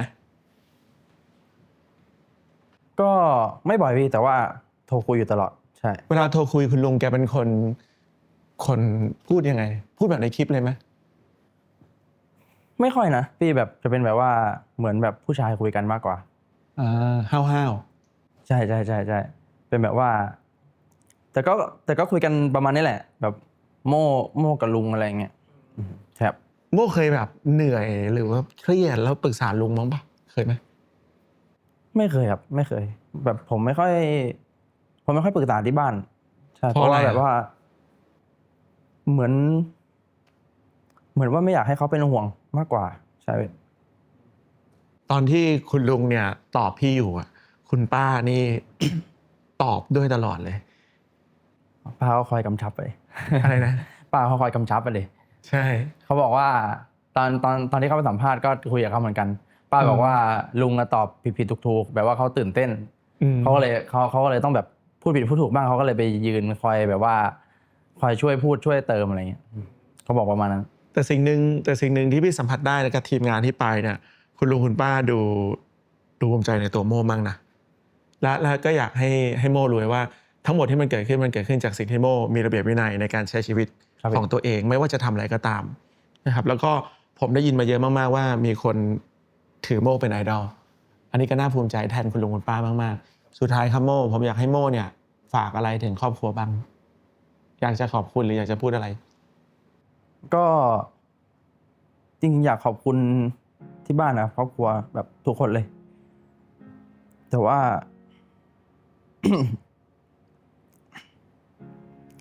อยากขอบคุณลุงมากกว่าเพราะว่าแบบลุงเป็นแบบจุดเริ่มต้นที่แบบว่าที่คอยซัพพอร์ตแล้วก็แบบซื้อคอมเครื่องแรกให้ครับดูจากในคลิปคัมโม่คุณลุงดูค่อนข้างที่จะดีใจในสิ่งที่โม่เป็นแต่แกไม่ค่อยได้แสดงออกเท่าไหร่ใช่ คลิปนี้เราทำให้โม่รู้ครับว่าไม่ว่าวันที่แข่งขันหรือวันที่โม่จะไปทำอะไรหลังจากนี้เนี่ยต่อให้มันสำเร็จหรือไม่สำเร็จหรือมันมีพลาดบ้าง อย่างน้อยยังมีครอบครัวที่คอยรักเราและสนับสนุนเราขอบคุณโม่นะขอบคุณครับ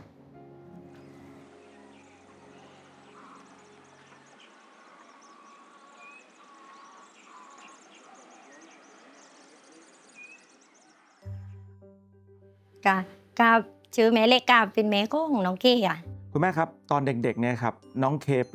ป็นเด็กแบบไหนครับ ก็น้องเก้ก็ไม่ค่อยดื้อนะที่ตอนเล็กๆกันก็อยู่นายดูนี่เปื่อนบอก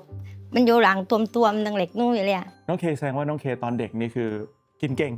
กินเก่งกินแกล้งว่าปีก็คุณปีก็แต่เด็กคนปีนจะไม่ค่อยกินแต่น้องเก้กินแกล้ง อาหารโปรดของแกครับ ก็จบทุกอย่าง ชอบทุกอย่าง จนหาคุณแม่จะทำให้มันปักกระเปล่าปลาโตดดัดพริกไปเนี่ยน้องเก้จะจบไก่โตดแล้วเนี่ย ถ้าพูดถึงตอนที่น้องเคยังเด็กอะครับคุณแม่น้องเคเนี่ยมีสิ่งที่ชอบเป็นพิเศษไหมครับหรือคุณแม่เห็นว่าแกมีแววด้านไหนไหม ก็น้องเก้ก็ไม่ยันนะก็ได้มาเล่นเกมเนี่ยคือแกจบตั้งแต่เย็นๆเลยตอนอยู่ป.2เลยนะแม่ว่าก็เปิดด่านเกมกลางบ้านซึ่งอันนี้น้องเก้ครับพอวันเสาร์อาทิตย์วันหยุดเนี่ยจะไปจองเลยโตนึงเพราะว่าเล่นกันประมาณสัก2-3 ชั่วโมงแล้วก็กลับบ้านมาตำนู่นตำนี่ได้แล้วก็ไปโตเราไปจองไว้ ครับแสดงว่าคุณแม่เนี่ยเห็นน้องเคเล่นเกมตั้งแต่ประมาณป .2 ครับ ถ้าย้อนกลับไปครับคุณแม่เคยคาดหวังกับตัวน้องเคไหมครับว่า ถ้าไม่ได้เดินทางมาถึงปัจจุบันนี้ที่เป็นนักแข่งขันกีฬา e-sport เนี่ยคุณแม่คาดหวังน้องเคให้เป็นอะไรไหมครับ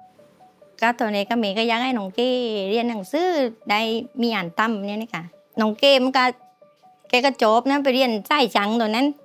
เรียนก็จบปวสค่ะ ถ้าพูดถึงเรื่องของการช่วยงานที่บ้านตอนเด็กๆเนี่ยน้องเคช่วยงานอะไรที่บ้านไหมครับหรือคุณแม่ให้น้องเคช่วยอะไรบ้างไหม ก็ส่วนมากก็จะช่วยเก็บกล้องยกกล้องเข้าบ้านเพราะว่าบ้านเพราะว่าค่ายกล้องหัวเจ้าเราจะยกกล้องเข้าไปตั้งค่ายการน้องเก้ก็จะยกเลยครับพอตอนเย็นก็หน้าตีก็ต้องเก็บกล้องเข้าบ้านเหมันเดิม คุณแม่บอกว่าน้องเคไปเล่นโต๊ะเกมเนี่ยวันเสาร์วันอาทิตย์ ค่ะ แล้ววันจันทร์ถึงศุกร์นี้น้องเคทำอะไรครับคุณแม่ เลิกเรียนก็ว่างมาตึ้งบ้านก็เกที่4 โมงกว่าๆเพราะว่าไปเรียนในตัวเมืองนั่นนะตึ้งมีรถรับส่งเดี๋ยวเขาก็รับหลายคนก็ลบตอนเย็นเลยก็ตอนเย็นจะไม่ไกลไปเล่น แสดงว่าจันทร์ถึงศุกร์จะไปเรียนแล้วก็กลับบ้าน แล้วก็ช่วยงานที่บ้านทั่วไปแล้วก็เสาร์อาทิตย์ถึงจะไปโต๊ะเกม เสาร์อาทิตย์จะไปตัวเกม พอพูดถึงทีมงานเคยได้ยินนะครับว่า มีเรื่องราวเกี่ยวกับเรื่องบัตรเติมเงิน มันเป็นบัตรเติมตัวซับได้เติมบัตรเกมเล่นเกมได้เนี่ยค่ะ หมายถึงคุณแม่ขาย กาคุณเมย์ใกล้คุณเมย์ใกล้ก็มีเด็กๆหลูกกาก็มาซื้อไปนะนี่ตึ้งวันนั้นมีเด็กมาซื้อตึ้งบังเงินมันมีไม่กี่ใบถึงเมย์ก็ส่งได้มาใส่บัตรไม่เคยคล้ายเลยมันไปไหนแต่ว่าเพราะว่าวันอาทิตย์บางทีเมย์ก็ไปฟาดเอาน้องเก้เลยตึ้งพอไปฟาดเอาน้องเก้บางทีปัดตีโน่นเลยใต้ตีโน่นบัตรไอเติมเงินนี่เต็มนับอุ้ยหลายใบไม่ใช่10 ใบนะหลายใบทุกอันประมาณ2 อาทิตย์ที่ว่าเป็น10 ใบนั่นนะ ซึ่งคำเดียวคุณแม่ก็บ่นเลยนะว่าได้น้องเต้ไม่บอกแม่ไปเอาบัตรไปเล่นเกมนี่เวลาน้องบอกเลยเดียวแม่ก็ให้ไม่ต้องมาลักไปเอา ครับ อ่ะ พูดถึงคุณพ่อบ้างได้ไหมครับคุณแม่ครับ คุณพ่อแกเป็นคนดุไหมครับหรือเข้มงวดอะไรกับน้องเคบ้างไหมครับ ก็เคยจะบังคับแม่ก็ให้เตียว คือมันไปเล่นเกมแกไม่ว่านะ แต่ให้ลบมาเป็นเวลาซึ่งวันนั้นน้องเกไปไม่รู้ว่าลบดึกลบเย็นตะกิดนะซึ่งโปก็ว่าเล่งไม่รู้ฟังเห็นไหมพอมาตึ้งโปก็บอกว่ายืนกอดอกผมตัดไม้ข้างมามันตึ้งฟาด3 ทีแต่น้องเกก็ไม่ร้องตะกำเลยนะไม่ร้องเลยเพราะว่าตัวเองปิดอยู่แล้วใช่ไหมเพราะว่าโปบอกเลยเวลาอันต้องลบได้แล้วต้องกลับ แสดงว่าคุณพ่อเนี่ยเข้มงวดเรื่องเวลามาก ค่ะคือไม่อยากให้ลูกแต่เล่น คำถามต่อมาคุณแม่ครับ ถ้าพูดถึงตัวเกมที่น้องเคเล่นเนี่ยมันเรียกว่าเกม PUBG นะครับคุณแม่เนี่ยพอรู้จักเกม PUBG ที่น้องเคเล่นบ้างไหมครับเคยเห็นน้องเคเล่นบ้างไหมครับ ก็แม่เคยเล่นในโทรศัพท์เพราะน้องเกมันจะทำไว้หน้าๆไว้ติดตามมันกดติดตามมาให้เลยใช่ไหมซึ่งเวลาคุณแม่เล่นกับคุณแม่กดก้าวไปเลยได้ แต่ว่าคุณแม่ดูการแข่งขันผ่านโทรศัพท์ ค่ะ บ้าง ค่ะ ใช่ไหมครับโอเคครับคุณแม่เคยไปดูน้องเคแข่งขันที่กรุงเทพบ้างไหมครับ ไม่ค่ะ ไม่เคยเลย ไม่เคยไปสักครั้งที ถ้าผมถามแล้วคุณแม่อยากไปไหมอยากไปสักครั้งไหมครับ ก็เมย์ก็ยักไปเล่กันแน่นาว่าลูกเบาเมย์ไปแกล้งปั่นปลื้อเล่นั่นนี่ ครับ คือเล่ปั้นตัวตัดมันก็เราก็เล่ปานนั้นนี่นะแต่ต้องว่าเอ็นตัวจริงดีมันอาจจะนั่นว่าตะกี้ มันจะตื่นเต้นมากเลยครับคุณแม่ ผมคาดหวังอยากให้คุณแม่ได้ไปนะครับ ตอนที่น้องเคมาบอกว่า คือด้วยน้องเคกับคุณแม่เนี่ยพื้นเพเป็นคนพัทลุงนะครับวันที่น้องเคมาบอกว่าคุณแม่เคต้องไปแข่งขันเกมที่กรุงเทพหรือต้องไปทำงานที่กรุงเทพเนี่ยคุณแม่เขามาบอกคุณแม่ว่าอะไรครับ แล้วคุณแม่รู้สึกยังไงบ้างนะ ก็ตอนนั้นน้องเก้ก็มาบอกเมย์ว่าเมย์มีเพื่อนก็ชวนน้องไปเล่นเกมนะเขาทำสั่งซื้อสัญญาเรียบร้อยว่าทำเหมือนเล่นเกมมันกี่ปีอะไรเป็นอย่างตึงกันนี้เมย์ก็ตามน้องเก้ว่าน้องแล้วน้องรู้จักก็ดีแล้วไม่ยันตีน้องไปยันน้องไม่กลัวเขาอีโลกน้องเลยตึงเก้ว่าไม่เมย์เมย์น้องรู้จักก็แล้วตึงกับตอนนี้ไปก็เมย์ยังย้ำเลยว่าแล้วน้องไม่รู้จักก็อีตีน้องตีเป็นน้องไปอยู่ปลื้อตึงน้องเก้ว่ามีเดี๋ยวเปื่อนๆก็พอน้องไปลงตีว่าลำโพงเนี่ยก็เดี๋ยวเขามารับน้องเองแหละครับเมย์ก็กลัวว่าลูกอีไปไม่รู้จักก็นะกลัวว่าอีไปปิดเล่มเนี่ยกลัวก็ลอกไป ถ้าย้อนกลับไปณโมเมนต์นั้นคุณแม่ ต่อให้น้องเคพูดแบบเนี้ยคุณแม่เป็นห่วงไหมครับคุณแม่กลัวไหม ก็ในใจเมย์ก็กลัวเนี่ยนะแต่ก็เมย์ก็อยากให้น้องเก้มันจบเล่นเกมเซอร์โตกอมเซอร์ก็เมย์กันนะเหมือนเซอร์มาเล่นตีบ้านนั้นเพราะว่าเมย์ก็พอไม่อยากให้ไปเล่นตีโตเกมตึงก็เซอร์ก็ไม่น้องตัวนึงน้องก็มาเล่นอยู่ตีบ้านเนี่ยตึงก็วันต่างวันกันนี่ก็อยู่แต่ในห้องไม่ไปไหนเลยพอได้ก็เหมือนกล้องตัวเองนะ คุณแม่มีสักครั้งไหมครับที่ไม่ได้อยากให้น้องเล่นเกมอะ ส่วนมากเมย์จะไม่มีอะเพราะว่าขนาดน้องเจ้าเมย์เองก็อย่างเล่นกับเมย์เลยว่าเมย์ตามใจลูกอีเล่นเกมตามใจลูกอีทำอะไรเมย์ไม่หวาเลยนะซึ่งลูกก็น้องเจ้ามันคือเขาเรียนเป๊ะเลยนะเพราะว่าน้องเจ้ามันก็เป็นพยาบาลซึ่งน้องเก้กับลูกบ้าวกันมันอ้างกันคนละปีซึ่งอันนี้ก็วันคือก็บังคับอยู่ในกรอบเม็ดตอนนี้เขาเรียนไหนโรยอยู่ซึ่งนี่ก็วันคือก็ว่าเมย์ใจแม่น้องเก้ไปเรียนใจไอ้ตำเขาเลยนะซึ่งเมย์ก็ว่ากันเก้จบไปได้ก็ให้น้องไปตำไม่งั้นเมย์ได้เป็น คุณพ่อล่ะครับ ก็คุณพ่อก็วันเด็กๆคุณพ่อก็นั่นนี่นะแต่ว่าพ่อว่าเมย์เล่งคือเมย์ก็เล่งกับคุณพ่อว่ากันลูกจบไปได้ก็ให้ลูกตำไปนะแล้วแต่เดี๋ยวก็ตำไม่ได้ก็กลับมาบ้านเองก็ในการน้องเก้ก็ไปตัวนั้นเลยก็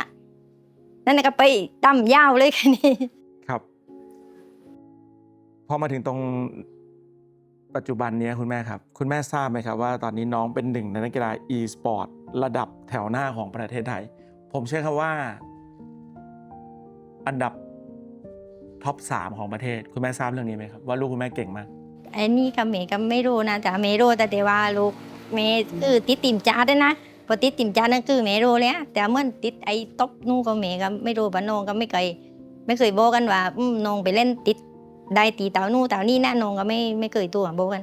แสดงว่าน้องไม่เคยบอกเลยว่าน้องเก่ง น้องแบบ น้องไม่บอก ท็อปของประเทศ ไม่เคยพูดถึงเรื่อง น้อ นี้ ง เลย น้องไม่เคยเปิดตึ้งเลยแต่น้องโตมาบอกเมย์เนี่ยว่าเลยปีแล้วนะน้องก็ตัวมาบอกว่าแม่น้องติดทีมชาติแล้วตึ้งกับเมย์ก็บอกว่าโอ้น้องติดทีมชาติด้วยเก่งเลยกันนั่นน้องเก่งเลยน้องในติดทีมชาติตึ้งกับในการดีใจกับน้องแต่เมื่อได้ตบนวลเมย์ก็ไม่รู้ว่าลูกบ้าวเมย์อยู่ตึ้งจุดนวล ครับผมขอเป็นตัวแทนนะคุณแม่ครับ คือการเป็นทีมชาติเนี่ยมันเป็นอะไรที่น่าภาคภูมิใจมากนะครับ แล้วก็วิธีการคัดตัวผู้เล่นนะครับ มันคัดมาจากความสามารถจริงๆไม่ได้ถูกเลือกมาจากการจับฉลากน้องเคเนี่ยมาในฐานะของคนที่เก่งที่สุดในประเทศไทยมันจะมีสถิติบอกเอาไว้ครับน้องเคมาจากสถิตินี้ผมยืนยันอีกครั้งว่าลูกคุณแม่เก่งมากครับในช่วง2 ปีที่ผ่านมาเมื่อปีแล้วน้องเคก็เป็นทีมชาติปีนี้น้องเคก็ได้รับโอกาสนั้นอีกครั้งหนึ่งเมื่อปีแล้วเมื่อกี้คุณแม่บอกว่าน้องเคมาบอก การเกตัวบอกอะ ในปีนี้เขามาบอกเองไหมครับว่าเขาติดทีมชาติ ปีนี้น้องเก้ไม่บอกเพียงแต่ว่า พอเขาขึ้นว่ามีทีมจาดใช่ไหมแม่ก็ตามน้องเกว่าน้องปีนี้น้องติดละไม้อันทีมจาดซึ่งน้องเกว่าเนี่ยน้องก็ไม่ใจรู้นี่แม่บอกว่าเขากัดซึ่งน้องว่าเนี่ยเดี๋ยวคอยฟังพุ่นเลยตัวนู้นในเกมเดี๋ยวแม่ก็ตะเล่นะก็จะบอกก็แม่ก็เล่ในตัวซับตีน้องเคนั่นไม่ให้ แล้วตอนนี้พอคุณแม่ทราบแล้วว่าน้องเคติดทีมชาติคุณแม่รู้สึกไงครับ แม่ก็รู้สึกดีใจภูมิใจกับลูกเป้ากันแล้วว่าลูกเป้าแม่เก่งเล่นเนี่ยก็บางทีแม่ก็เอาลูกน้องเก้โพสกันนะโพสในเฟซนั่นแต่ว่าก็ไม่ได้โพสเรื่องอื่นโพสแต่รู้ ผมเห็นที่บริเวณที่คุณแม่อยู่ครับมันเป็นชุมชน ชาวบ้านเลยเพื่อนบ้านแถวนี้เขารู้จักน้องเคไหมครับเขาพูดถึงน้องเคไหมครับ ก็ไอ้คนติดสนิทกันนั้นก็เขาจะรู้เป็นว่าว่าลูกแม่ไปเล่นเกมกันส่วนมากแต่ก็ได้รู้กับเวลาแม่ลงเฟซด้วยว่าน้องเคลงมันเนี่ย คือที่ผ่านมาครับคุณแม่ในช่วงที่น้องเคแข่งขันมาแล้วก็ไปอยู่กรุงเทพนะครับระยะเวลานานยังครับประมาณกี่ปีได้แล้วครับคุณแม่ ก็ประมาณ3 ปีได้ไหม 3 ปีแล้วนะครับ ครับ ถ้าเท่าที่คุณแม่จำได้ครับ3 ปีที่ผ่านมาเนี่ยน้องเคกลับมาเยี่ยมบ้านกี่ครั้งได้ครับพอจำได้ไหม ก็ช่วงเด็กๆกับปีนึงก็ประมาณ2 หน ปีหนึ่งประมาณ2 ครั้ง แต่พอช่วงหลังๆนี่ก็ไม่ค่อยได้มาเพราะว่าน้องก็ไม่ไกลว่างบางทีแม่อยากให้มาช่วงปีใหม่นะช่วงปีใหม่ช่วงสงกรานต์นั้นเพราะว่าลูกๆหลานๆก็มากันปีนั้นถึงกับบางทีอยากให้น้องก็มาแต่น้องก็ไม่ว่างไม่ได้มา น้อยใจไหมคุณแม่ ก็แม่ก็น้อยใจนิดๆแต่ก็ไม่ตีทำพื้นนะเพราะว่าลูกเบ้ามันโยกปานนั้นมันก็ต้องทำหน้าที่ของเขา ระหว่างที่น้องเคเป็นนักกีฬาอีสปอร์ตเลยครับ3 ปีที่ผ่านมา แน่นอนต้องห่างบ้านต้องห่างคุณแม่ เจอกันปีละ2 ครั้งเนี่ยมีอุปสรรคอะไรที่ต้องปรับความเข้าใจกันบ้างไหมครับระหว่างคุณแม่กับน้องเค ก็ไม่มีนะเพราะแม่โตว่ากับน้องเกลเลยก็จะไม่มีปัญหาเลย ฉะนั้นถ้าเราคิดถึงน้องเคก็ เออ จะเป็น แต่ ลักษ บ ณะ อก ของการโทรหา พอตัวแล้วก็เปิดวิดีโอคอลแต่น้องเกลจะไม่ค่อยเปิดวิดีโอคอล แม่จะชอบให้น้องเกลเปิดแต่น้องเกลก็ไม่ค่อยเปิด ครับน้องเคมีมุมน่ารักไหมคุณแม่แกเป็นคนเขินไหมเวลาแกแสดงความรักกับคุณแม่ยังไงครับมีไหม มีเวลาก้าวมาโคตรแม่เจียวย่ำนุ่มเจียวย่ำเป็นนั่นแหละคือเจียวโคตรเจียวหอมได้เป็นนั่นแหละน้องเกล ครับ แกคิดลึงกันบ่ดิคิดลึงเพราะว่าคนแรกกันนะอย่างเย็ดกันนอนในห้องกันเวลามากันนอนเองเดียวกัน ครับผมคุณแม่ครับคุณแม่เจอน้องเคครั้งสุดท้ายเมื่อไหร่ เมื่ออ่านทบคุณโปก็น้องเก คุณพ่อน้องเค ครับ คือคุณพ่อน้องเคเสียไปช่วงต้นปีใช่ไหมครับ เดือนมกราวันที่22มกราที่ป้านไว้ คุณแม่ช่วยเล่าช่วงนั้นให้ฟังหน่อยได้ไหมครับว่ามันเป็นยังไงบ้างครับช่วงนั้นตอนที่น้องเคกลับมา กับพอน้องเกลงมาตึ้งกับแค่ก้าวมากดเมก็คือเมกับเสียใจนะที่ว่าลูกเบ้าไม่ได้เห็นหน้าโปตอนที่โปเสียนแต่ก็คือบอกน้องเกไปคนแล้วว่าน้องเกทำใจนะเพราะว่าคุณโปนไม่ค่อยสบายอยู่ถึงตอนที่เข้าโรงพยาบาลก่อนนะโปก็จะไม่ตำเลยมันก็ไอไปตำไอ้นั่นหัวใจได้กับโปไม่ตำนี่ซึ่งแม่นตรงตัวน้องเก้เพราะว่าโปกับน้องเก้เขาจะอันกัน คือตำใจน้องเก้ว่าหรือโปจะไม่ดื้อแต่ว่าตอนเด็กโดบล้างกันน้องเก้โปต้องตำนะโปได้อยู่กับน้องนานๆแต่ว่าโปก็ไม่รักษาโปไปโรงพยาบาลโปก็จะปฏิเสธการรักษาไม่เลย แต่ว่าไม่ให้บอกลูกว่าโปไม่รักษา เพราะอะไรครับแม่ ก็ไม่ทำเหมือนกันแต่หน้าโปจะรู้ตัวเองว่าตัวเองไม่ไหวเลยแบบนั้นนี่ คุณพ่อมีส่วนสำคัญในการสนับสนุนเส้นทางการเป็นนักกีฬาของน้องเคมากน้อยแค่ไหนครับคุณแม่ ก็โปก็สนับสนุนแต่ว่าพูดตึงเรียนแม่จะนั้นว่าแบบว่าตามใจแม่ตามใจน้องเกนคือแม่จะให้หมดเลยน้องเกอีไปเล่นน้องเกจะบอกว่าแม่เบียร์น้องไม่โปนะถือคมไปเนี่ยก็แม่ก็จะอายไปแต่น้องเกนจะส้มเบียร์เอาเอง เห็นบอกว่าช่วงเวลาที่คุณพ่อป่วย คุณพ่อไม่ได้อยากให้บอกน้องเคเหรอครับเพราะอะไรครับแม่ ก็โปแค่กลัวว่าเดี๋ยวน้องเกจะใกล้ๆพอรู้ว่าโปไม่บายกลัวว่า ไม่มีจิตใจไปเล่นเกมก็ไอ้อีประวงก้องใจโปก็ นี่คุณพ่อพูดเองเลยเหรอครับ ครับผมพูดเองเลย คุณแม่รู้สึกไงครับ ก็ตัวนั้นเมย์ก็เบว่าแอบตู้ไปน้องเก้เอาเก้โปใกล้นะน้องอีได้ลงมาไม้อันโปไม่บายแกนได้เด้มเนี่ยถึงอันนี้น้องเก้ว่าแม่น้องไม่ได้เผยเลยเพราะว่าน้องก็ไปแกล้งไปแกล้งตีเขาลีว่าแกล้งตีไหนเหมือนน้องบอกนะถึงอันนี้ก็น้องเก้ก็เล่งว่าโปตั้งว่าโปไม่ไก่ไว้โปไปปลานูกับโปกับไปจากคนหน้าเดียวน้องไปอยู่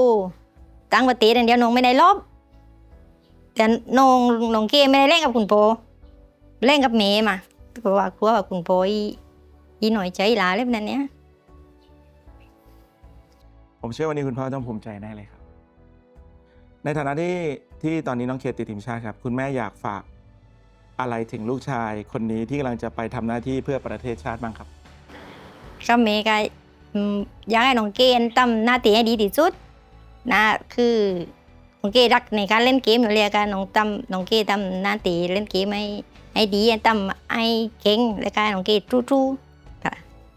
สุดท้ายครับคุณแม่ครับเราทำแคมเปญนี้ขึ้นมาครับเราอยากรณรงค์ให้กับคนที่ชอบเล่นเกมหรือว่าคนที่ชอบดูการแข่งขัน PUBG หรือชอบ e-sport เนี่ยช่วยเชียร์ทีมชาติไทยโดยผ่านคำว่าสู้ดีวะผมอยากให้คุณแม่เนี่ยพูดถึงเคและให้กำลังใจเคในมุมของคุณแม่นิดนึงครับเกสู้ๆนะน้องนะน้องทำไม่ได้นะเดี๋ยวเมย์รอเชียร์อยู่ป่านนี้ ขอบคุณคุณแม่มากครับ ครับ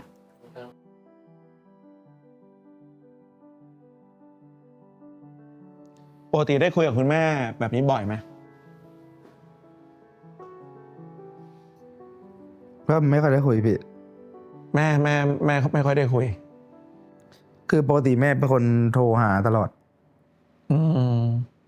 จะถามสารทุกข์สุขดิบซะส่วนมากเหนื่อยไหมก่อนมาถึงวันนี้ สุด กี่ปีละ ๆมาถึงนะพี่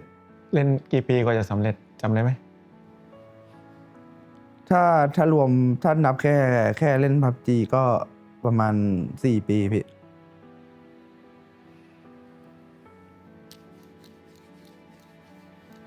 ก็มึงเก่งมากเลยว่ะ เก่งจริง ในฐานะที่เป็นทีมงานคนหนึ่งได้ไปคุยกับคุณแม่ครับ ก็รู้สึกภูมิใจแทนคุณแม่ด้วย แล้วก็เคเก่งมากๆนะสุดท้ายอยากให้เคเนี่ยฝากอะไรถึงคุณแม่หน่อย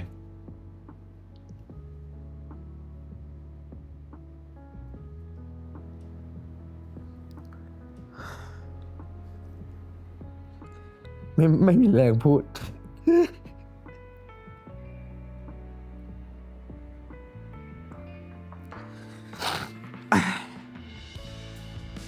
ครับก็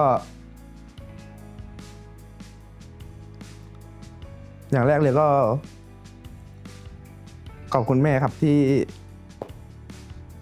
ดูแลตั้งแต่เด็ก แล้วก็ เรียกง่ายๆว่าตามใจแล้วกัน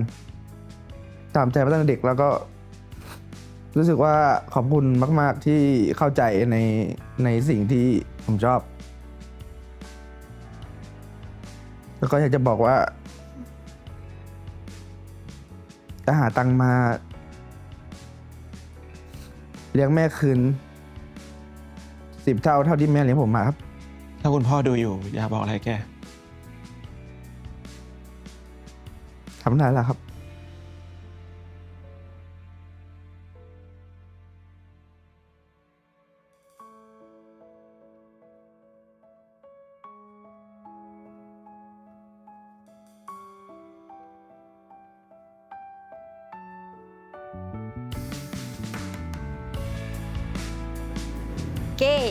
เกสู้ๆนะน้องนะ